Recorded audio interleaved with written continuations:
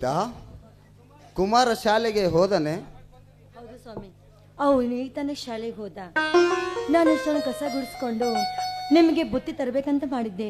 ಅಷ್ಟರಲ್ಲಿ ನೀವೇ ಬಂದ್ಬಿಟ್ರೆ ಅಲ್ಲ, ಯಾಕೆ ಅಂತ ಕೇಳ್ಬೋದಾ? ನಮ್ಮ ಊರ ಮುಂದಿನ ಹೊಲಕ್ಕೆ ಕೃಷ್ಣಾ ನೀರಾವರಿ ಬಲದಂಡೆ ಕಾಲುವೆ ಹೋಗ್ತಾ ಇದೆ ಅಂತೆ. ಅದಕ್ಕಾಗಿ ಇಂದು ಸರ್ವೆ ಆಫೀಸರ್ ನಮ್ಮ ಹೊಲಕ್ಕೆ ಬರುತ್ತಿದ್ದಾರೆ. ಅದಕ್ಕೆ ಅವರಲ್ಲಿ ಹೋಗಿ ದಯಮಾಯ ಕೇಳಿ ಸ್ವಲ್ಪ ನಮ್ಮ ಹೊಲದ ಬದಿವಿಗೆ ಹಾಯಿಸಬೇಕಂತ ಬಂದೆ ಸೀತಾ.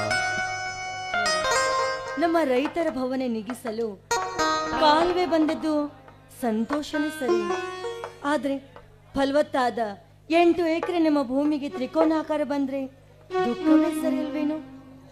ದುಃಖವಾಗುತ್ತಿದೆ ಎಂದರೆ ಬಿಡುಗಡೆ ಇಲ್ಲ ಸೀತಾ.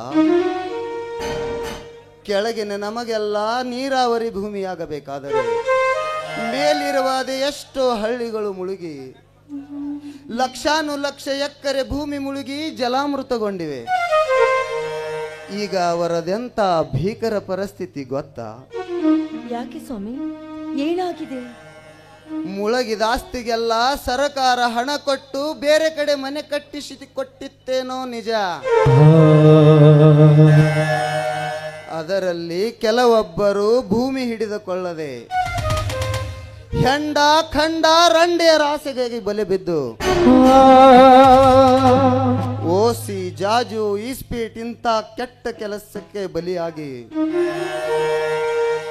ಹೆಂಡರು ಮಕ್ಕಳನ್ನು ಕೂಳಿಲ್ಲದಂತೆ ಸಾಯುವಂತಾಗಿ ಅನೇಕ ರೈತರು ಹೆಂಡರು ಮಕ್ಕಳಿಗೆ ವಿಷ ಹಾಕಿ ಕೊನೆಗೆ ತಾವು ಕೂಡ ನೇಣು ಹಾಕಿಕೊಂಡು ಸತ್ತು ಹೋದರು. ಇನ್ನು ಕೆಲವರು ಭೂಮಿ ಸಿಗದೆ ಗುಡ್ಡುಗಾಡಿನಲ್ಲಿ ಹೋಗಿ ಮನೆ ಕಟ್ಟಿಸಿಕೊಂಡು ಕೆಲಸವಿಲ್ಲದೆ ಮುಗಿಲನ್ನೇ ನೋಡುತ್ತಿದ್ದಾರೆ ಸೀತಾ, ಮುಗಿಲನ್ನೇ. ಏನಾಯ್ತ್ರಿ, ಏನಾಯ್ತು ನಮ್ಮ ರೈತರ ಪರಿಸ್ಥಿತಿ? ಅದರಲ್ಲಿ ಕೆಲವೊಬ್ಬರು ಪ್ರಜ್ಞಾವಂತರಾಗಿ ಸರ್ಕಾರ ನಿಗದಿಪಡಿಸಿದ ಜಾಗೆ ಬಿಟ್ಟು ತಮ್ಮ ನೆಂಟರಿದ್ದಲ್ಲಿಗೆ ಹೋಗಿ 8 ಎತ್ತು ಕಟ್ಟಿಕೊಂಡು ಬಂಟ ರೈತರು ಕೂಡ ಆಗಿದ್ದಾರೆ.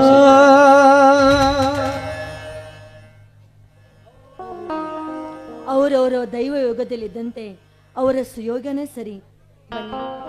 ತೋಟದಿಂದ ದೈವ ಬಂದತೆ ಕಾಣುತ್ತೆ, ನಿಮಗೆ ನೀರು ತರ್ತೀನಿ, ಕುಡಿಯುವ.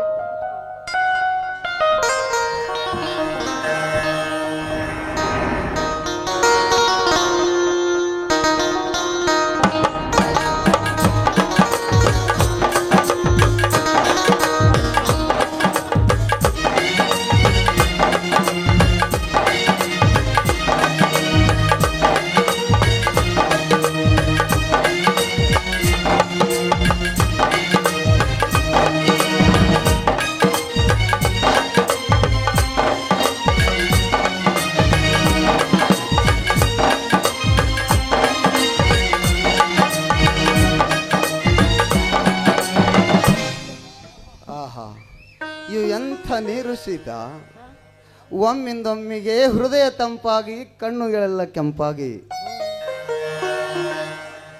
ಈ ಮನೆಯ ತಂಪಿನಲ್ಲಿ ತಂಗಾಳಿ ಬೀಸಿ ನಿನ್ನ ಹಾಡಿನ ಇಂಪು ಕೇಳುವಂತಾಯ್ತಲ್ಲೇ.